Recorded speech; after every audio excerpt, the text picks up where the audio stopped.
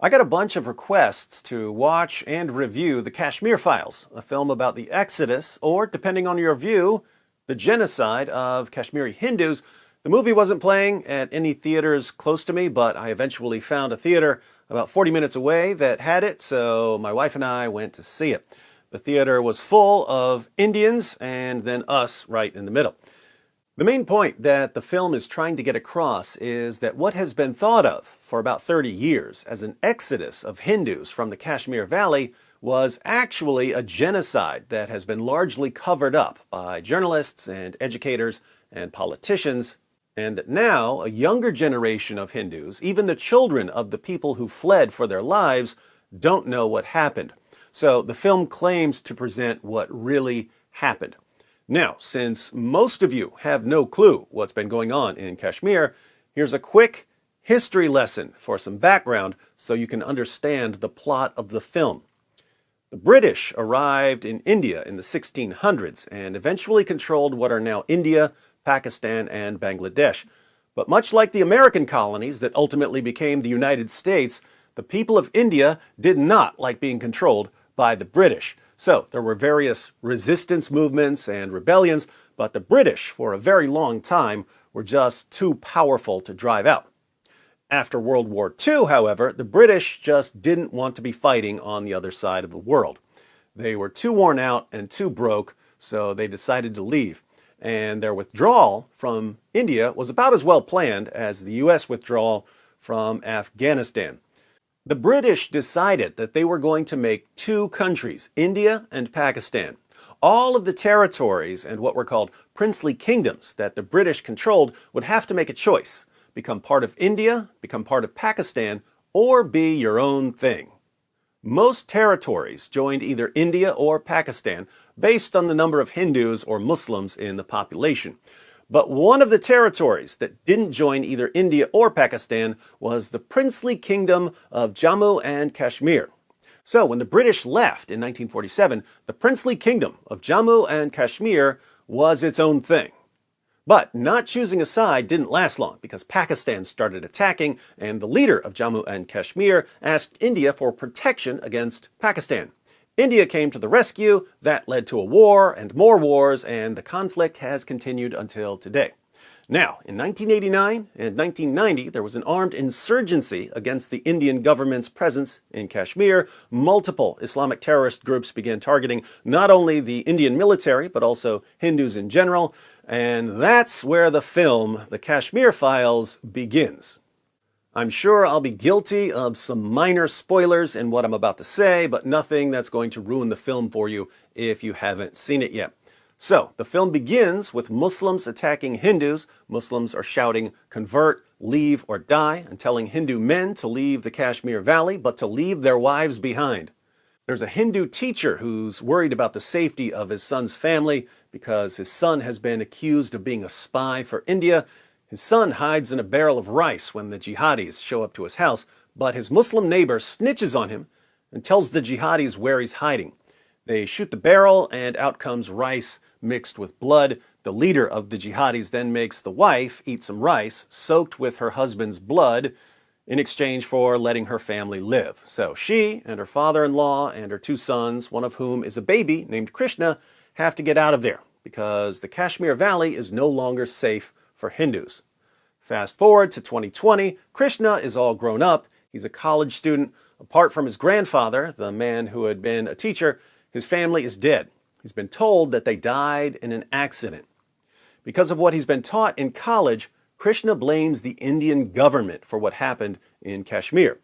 After his grandfather dies, some of his grandfather's friends, who saw firsthand what happened in Kashmir, decide to tell him what really happened. So they're telling him it was a genocide.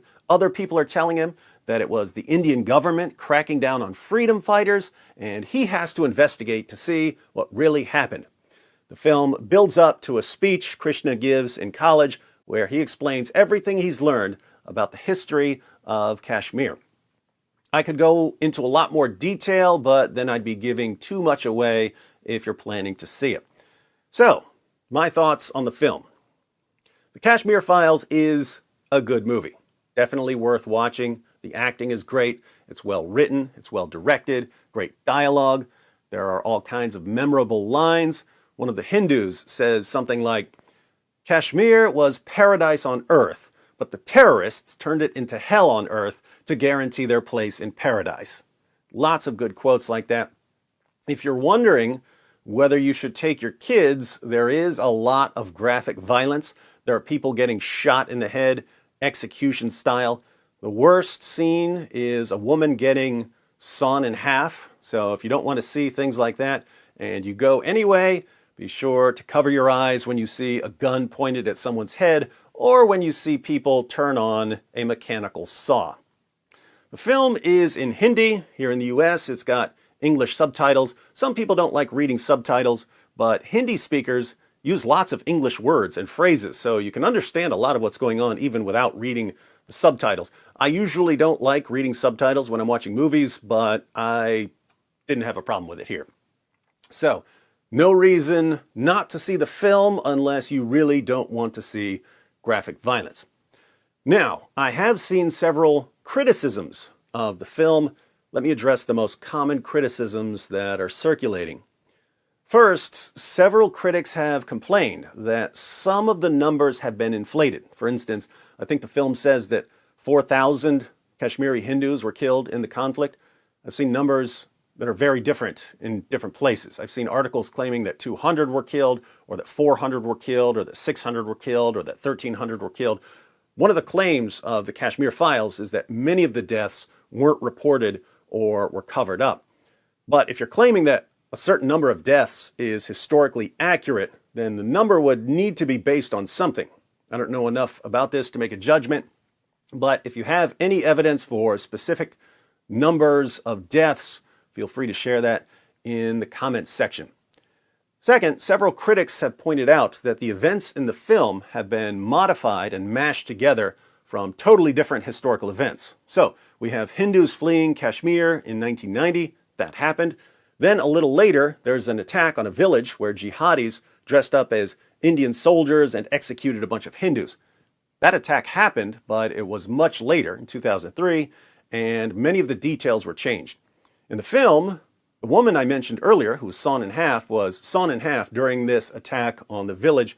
In reality, the woman was killed during the violence in 1990. And here, the real story was even worse. A Hindu woman named Girija Tikku was a librarian and a lab assistant. She fled the Kashmir Valley with the other Hindus, but she eventually got a call from a Muslim she had worked with who said that she was safe to return and collect her paycheck. But it was a setup. When she went back, she was brutally gang raped and tortured, and then she was cut in half while she was still alive. So, the film changes a lot of details and compresses a lot of stories into one. I don't have a problem with that. If you're trying to condense 30 years of history into a 3-hour film, you're going to have to modify and compress some things. Third, critics have pointed out that the film ignores Hindu violence against others. There has been a lot of violence in that area over the decades, so why doesn't the film include, let's say, violence against Muslims? That's the criticism. My view here is that the film is about the attacks on Kashmiri Hindus, so complaining that the film doesn't include a bunch of other stuff would be like complaining about a Holocaust film and saying, well, why doesn't the film talk about stuff that happened to the Germans? Movies have a point.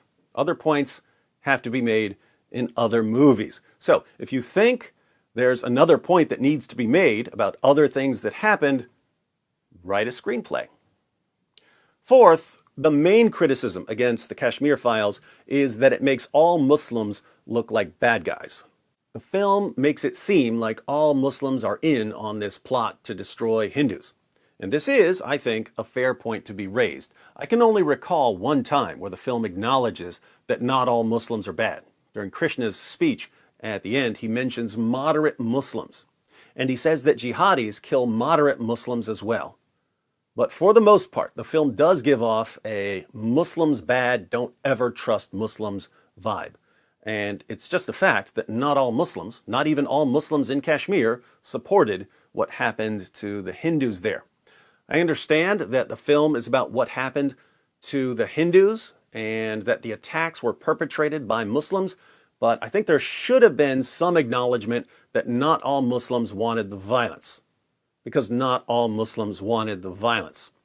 And it's generally a good idea not to put everyone from a group into the same category. We don't want to lump everyone together and say they're all evil and they all want to kill us. Because as soon as you spread the idea that one group is pure evil and wants to kill everyone else, people get the idea that it's okay to slaughter anyone in that evil group. And if we learned anything from the Kashmir files, it's that we shouldn't target entire groups of people because they're different from us. Those are my thoughts on the film. If it's playing in a theater near you, be sure to check it out.